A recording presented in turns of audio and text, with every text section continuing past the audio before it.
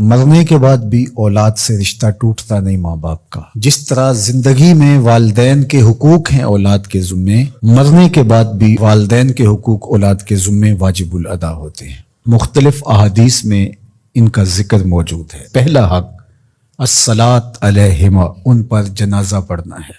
تجہیز و تکفین تدفین اس کے زمرے میں آتی ہے. وہ اولاد خوش نصیب ہے جو اپنے ماں باپ کا یہ حق ادا کر پاتی ہے، ورنہ ایسے بد نصیب لوگ بھی ہیں جنہیں جنازہ آتا نہیں ہوتا اور ساری زندگی لوگوں کے جنازوں میں جا کے رسم ادا کر کے آ جاتے ہیں، اور جب اپنے ماں باپ انتقال کر گئے تو یہ دھوکہ پھر ان کے ساتھ بھی انہیں کرنا ہوتا ہے. تو وہ کیا سوچ رہے ہوں گے کہ یہ ماں باپ کے مرنے کے بعد ان کا پہلا حق تھا جو ہم نے ادا نہیں کیا.